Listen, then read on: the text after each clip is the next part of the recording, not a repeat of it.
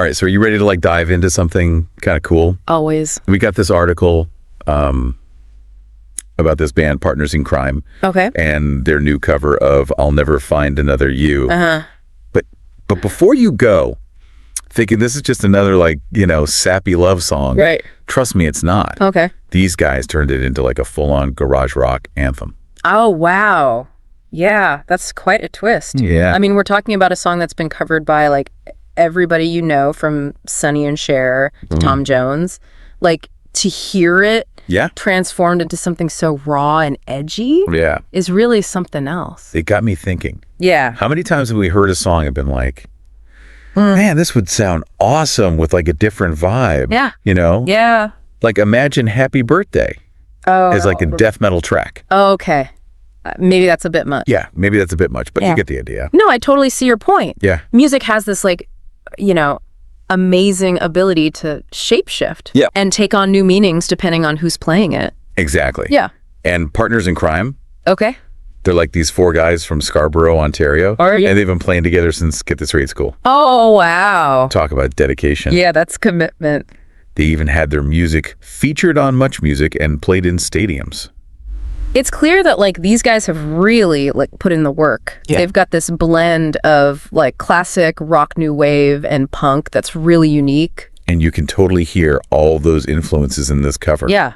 The article describes it as having this like urgent, almost defiant energy. And when we were listening to it earlier, the guitar was so raw and unfiltered. Yeah. And the drums were just like booming, driving the whole song forward. It's like they bottled up all that like youthful energy from playing together for so long. Right. And just unleashed it on this classic track. Exactly. It's definitely not your grandma's I'll Never Find Another You, that's for sure. Not at all. But there's still something so familiar about it. Right. Like you recognize the melody and the lyrics. Yeah. But it's been given this whole new life. It makes you wonder, like, what's the story they're trying to tell with this cover? That's what's so cool about interpretations. Right? Yeah. It's like they're having this like conversation with the original artists. Right. And adding their own voice to the mix. Yes. And in this case, they're definitely adding some grit. Speaking of grit, the article mentions that their guitar player, Sean, uses this vintage amp that gives his playing this like really distorted, fuzzy sound. Nice. It adds so much character to the music. Oh, yeah. It's like they took this like sweet love song and injected it with a shot of like pure rock and roll adrenaline. And the vocals. Oh, yeah. The article says they walk this line between vulnerability and defiance. Wow. It's like they're pouring their heart out while simultaneously saying, we're not afraid to rock out. And it totally works. Like the way that Colin sings it, you can just feel that tension between tenderness and raw power. Yeah. It's like that feeling when you're like head over heels for someone. Yeah. But you're also determined to like hold on to your own identity. It's funny you say that because the music video for this cover features all these couples like being affectionate and kissing. Interesting. It makes you wonder if they're playing with that contrast between the original song's romantic feel and the cover's like newfound edge. That's a great observation. It definitely adds another layer to the whole thing. Yeah. Are they like leaning into the irony, or are they trying to show that love can be both tender and fierce at the same time? Maybe it's a bit of both. Yeah. I mean, haven't we all had those relationships where you're completely smitten, but also a little terrified of losing yourself in the process? Totally. This cover kind of captures that feeling. It's like they've taken this familiar song and turned it into a reflection of like our own complicated experiences with love and relationships. Okay, before we get too deep into relationship therapy, let's get back to the music itself. Okay.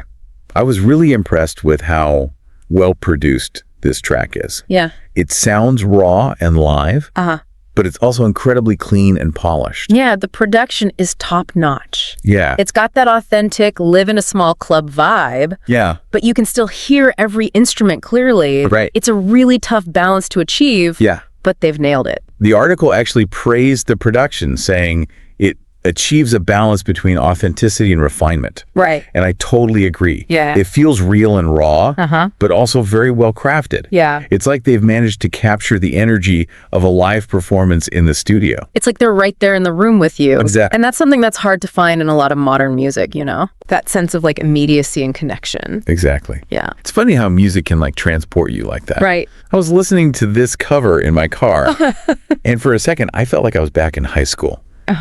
Driving around with my friends. Yeah. Windows down, blasting our favorite tunes. It's like a sonic time machine. Yeah. And speaking of time machines, yeah, let's talk about Partners in Crime's history a little more. Okay. The article mentions that they started playing together way back in grade school. Really? Which is pretty amazing. Yeah, but most of them fizzled out after like a couple months. Yeah. It takes a certain kind of grit and determination to keep a band going for like decades. And talent, of course. Yeah. Speaking of talent, yeah, the article mentions that they used to play like a mix of originals and covers during their early gigs. Oh, cool. Honing their skills on songs by like legends like Led Zeppelin and The Who. Oh, wow. Yeah, I'd love to hear some of their original stuff. Me too. It makes you wonder like what their songwriting is like, you know? Yeah. Do they have that same raw energy and emotional depth? It's got to be in there somewhere. You don't get to play much music in stadiums just by covering other people's songs. Right. They must have something special going on in their own music. Absolutely. The article actually says they've been featured on Much Music Rogers TV and a bunch of like popular radio stations. Ah. They even have their music played in stadiums. That's pretty impressive. Yeah. For a band from Scarborough. It just goes to show that you don't have to be from like a big city or have a fancy record label to make great music. Yeah. And reach a wide audience. It's all about the passion and the talent. Totally. Speaking of influences, yeah, the article mentions that they're like heavily inspired by the Beatles and British rock and new waves. Okay. You can definitely hear those influences in this cover, but it's not like they're just copying their heroes. Yeah. Right. It's more like they've taken those classic sounds. Yeah. And filtered them through their own, like, you know, unique experiences and perspectives. It's like they're paying homage to the past while simultaneously forging their own path. That's a great way to put it. They're not afraid to experiment and push boundaries. Yeah. While still respecting the traditions that came before them. Exactly. Yeah. And that's what makes this cover so interesting. It's not just a rehash of an old song. Yeah. It's a reimagining or reinvention. It's like they're asking us to reconsider what's possible when it comes to music. And that's what's so cool about music in general, right? Yeah. It's constantly evolving, changing, adapting. What might sound revolutionary one day could be considered classic rock in a few decades. You know, that's so true. It makes me think about how like our own musical tastes have evolved over the years. Yeah. Like songs that we used to think were like cheesy or outdated might sound fresh and relevant now. Oh, totally. I remember when I was a kid, I thought my parents' music was so lame. Yeah. But now I find myself listening to a lot of the same stuff they did. Right. And I totally get it. It's like we come full circle. Yeah. And I think that's part of the appeal of covers like this one. Yeah. It's a way of like connecting with the past while also acknowledging the present. It's like a bridge between generations almost. Yeah. And it's also a reminder that music has this incredible power to transcend time and connect people on like an emotional level. Absolutely. You know, thinking back to this cover of I'll Never Find Another You, it's interesting how they've managed to capture that feeling of youthful love and angst, even though they're not exactly teenagers anymore. Right? It's like they've tapped into something universal about the human experience. Yeah. That feeling of wanting to be loved and accepted, but also wanting to stay true to yourself. Yeah. It's something we can all relate to no matter our age. And I think that's why this cover works so well. It's not just a technical exercise in musicianship. Right. It's a genuine expression of emotion that resonates with listeners on a deep level. You know what's funny, but when I first heard this cover, I was a little skeptical. I mean, it's such a classic song. Right. And I wasn't sure if it needed to be messed with. I get that. It's always a risk when you're reinterpreting a beloved classic. Right.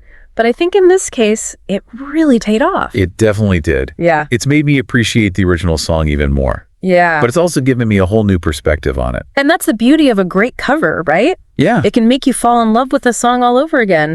Or maybe even for the first time. Absolutely. Yeah. And it can also introduce you to new artists and expand your musical horizons. Yeah, for sure. Speaking of which, I think it's time we wrapped up our deep dive into Partners in Crime and their awesome take on I'll Never Find Another You. It's been a blast. Yeah. I'm so glad we got to explore their music and their story. Yeah. What a talented bunch of guys. I couldn't agree more. And they've shown us that even the most familiar songs, can be transformed into something like completely new and exciting. Right. When you approach them with like passion, creativity, and a little bit of rock and roll spirit. Yeah, it's a good reminder that music is like a living, breathing thing. Yeah. It's constantly evolving. And there are always new ways to interpret and experience it.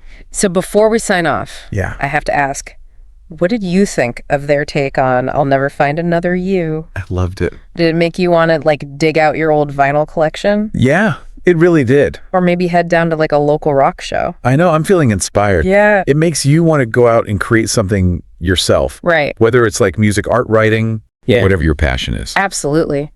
And hey, if partners in crime can rock out together for decades, right, maybe there's hope for the rest of us, right? Hey, you never know. Yeah. Maybe we'll be the ones reinterpreting classic songs in another 20 years. Now that's a thought.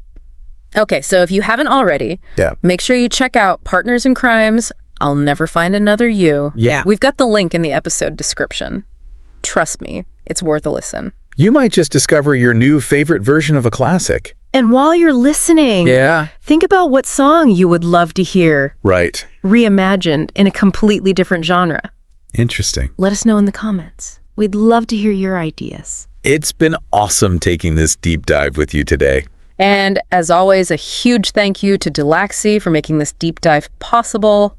Until next time, keep those ears open for new musical adventures.